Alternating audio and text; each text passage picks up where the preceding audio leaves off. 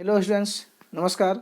आज हम लोग कक्षा 10 की प्रश्नावली 3.5 का क्वेश्चन नंबर 4 का फर्स्ट पार्ट सॉल्व करेंगे। क्वेश्चन है हम लोग का कि एक छात्रावास के मासिक व्यय का एक भाग स्थित है तथा शेष इस पर निर्भर करता है कि छात्र ने कितने दिन भोजन लिया है।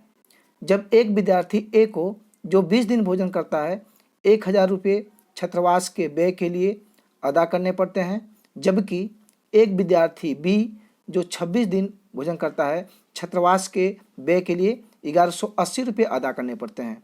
नियत व्यय और प्रतिदिन के भोजन का मूल्य ज्ञात कीजिए। ऐसा क्वेश्चन हमसे बोल रहा है। सबसे पहले हम क्वेश्चन को समझते हैं।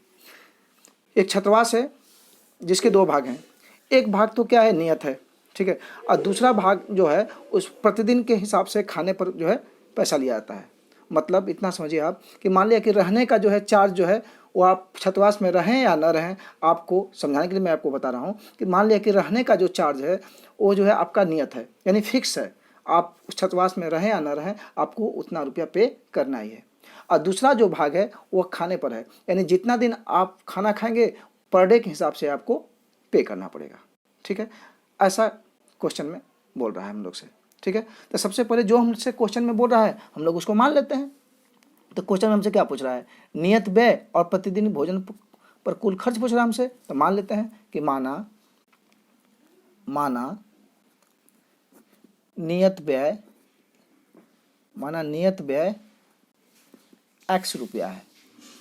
x रुपया है, मान लिए हम लोग कि नियत व्यय यानी फिक्स चार्ज कितना है, x रुपया। ये आपको पे करना ही करना है। ठीक है, ये नियत है, ये आपको करना ही करना है। और दूसरा प्रतिदिन भोजन पर खर्च, प्रतिदिन भोजन पर खर्च y रुपया है। ये हमसे क्वेश्चन में हमसे यही पूछ रहा था और जो पूछ रहा था हम लोग उसको मान लिए। ठीक है, अब चलिए प्रथम क्वेश्चन पर चलते हैं हम लोग। प्रथम प्रश्न से क्वेश्चन क्या बोल रहा है पढ़ते हैं हम लोग। कह रहा है कि एक छात्र जो है ए है, एक छात्र ए है जो 20 दिन भोजन करता है तो उसको 1000 रुपये छात्रावास के व्यय के लिए अदा करना पड़ते हैं। एक छात्र ए है वो 20 दिन भोजन करता है तो उसको छात्रावास में 1000 रुपये अदा करने पड़ते हैं। ठीक है, तो देखिए वो 20 दिन भोजन करता है तो x रुपया तो नियत है, वो उस छात्रावास में जो है वो नियत है, नियत तो उसको पे करना ही करना है। ठीक है, तो x रुपया तो उसको पे करना ही करना है, और प्लस जो खाने का खर्चा है वो पर डे के हिसाब से उसको पे करना है। तो हम लोग मान चुके हैं कि प्रतिदिन भोजन पर खर्च कितना है, y रुपया।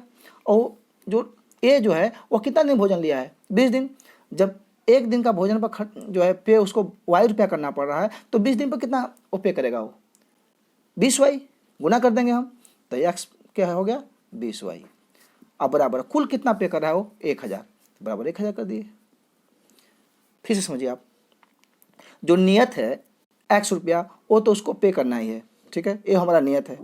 अब फिर प्लस एक दिन पर भोजन पर जो खर्चा होता है वह y रुपया होता है।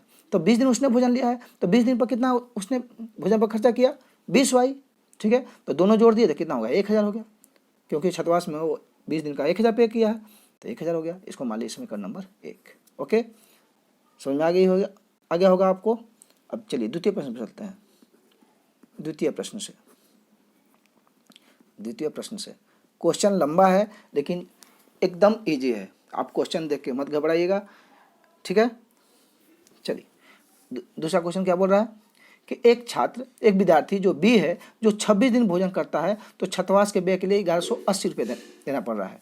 एक छात्र जो है क्या है बी, वो कितना दिन भोजन लेता है, 26 दिन। ठीक है, तो एक भाग तो नियत है, उसको x रुपया तो देना ही देना है, x। अब प्लस एक दिन खाना का खर्चा कितना देना पड़ रहा है उसको, कितना माने हम लोग y रुपया। तो 26 दिन भोजन किया है तो 26 दिन का कितना देना पड़ेगा, 26y गुना कर देंगे तो हो गया 26y। अब बराबर 26 दिन का पूरा खर्चा कितना देना पड़ रहा है, देखिए 1180 रुपये अदा करने पड़ते हैं। टोटल खर्चा उसको 26 दिन का कितना अदा करना पड़ रहा है, 1180 रुपया। तो हम लोग दें 1180, यानी नियत व्यय और खाने पर खर्च दोनों मिला के 1180 रुपये बी को छात्रावास में अदा करने पड़ रहे हैं। ये हो गया समीकरण नंबर 2। आई होप इतना आपको समझ में आ गया होगा। चलिए तो अब क्या करते हैं, समीकरण 1 और समीकरण 2 हम लोग का तैयार हो चुका है। अब इसको हम लोग जो है विलोपन विधि से सॉल्व कर लेंगे, क्योंकि ये विलोपन विधि बहुत ही ईजी होता है। और हम अब ठीक है, और हम क्या करेंगे कि विलोपन विधि में x को हटाएंगे, क्योंकि दोनों जो है बराबर है। ठीक है, तो इसको सॉल्व करते हैं। समीकरण 1 एवं 2 को घटाने पर, समीकरण 1 और 2 को घटाने पर ठीक है। तो देखिए समीकरण 1 क्या हमारा, x प्लस 20y बराबर 1000, और समीकरण 2 क्या है, x प्लस 26y बराबर 1180। ओके, अब क्या करेंगे, दोनों को घटाएंगे, क्योंकि घटाने पर चिन्ह बदल जाता है, प्लस से तो माइनस हो गया, प्लस से तो माइनस हो गया, प्लस से तो माइनस हो गया, प्लस से x minus x cancel. Okay, देखिए 20y माइनस 26y, तो 20 में से 26 नहीं घटेगा तो क्या होगा, माइनस 6y बराबर 1000 है, अब माइनस 1180 है, तो प्लस माइनस माइनस 1000 में से 1180 नहीं घटेगा तो माइनस हो गया, 1180 में से 1000 घटाते हैं तो कितना हो गया, 180। ओके, या y बराबर माइनस 6 गुना में है, बराबर किधर आएगा, भाग में हो जाएगा, यानी माइनस 180 बटे में माइनस 6, माइनस से माइनस कैंसिल, 36 18 0। ओके, y बराबर क्या निकल के आ गया, 30। y का मान कितना निकल के आ गया, 30। अब y का मान 1 में रख दीजिए या 2 में रख दीजिए, x मान आ जाएगा। चलिए y का मान समीकरण 1 में रखने पर, 1 में रख देते हैं, रखने पर समीकरण 1 क्या है हम लोग का, x प्लस 20y बराबर 1000, x को x ही छोड़ दिए, प्लस 20 गुणे y का मान कितना निकाले हैं, 30, यहाँ हम लोग 30 रख दिए, बराबर 1000। ओके, या x प्लस 30 में 20 से गुना किया कितना हुआ, 3 दूना के 6, कितना हो गया 600, और क्या हो गया 1000, या x बराबर ये प्लस 600 है, बराबर किधर जाएगा, माइनस हो जाएगा, तो 1000 माइनस 600, या x बराबर 1000 में से 600 माइनस कीजिए, कितना हो गया 400, x मान निकल के आ गया 400 और y का मान निकल के आ गया 300। लिख लेंगे यहाँ पर,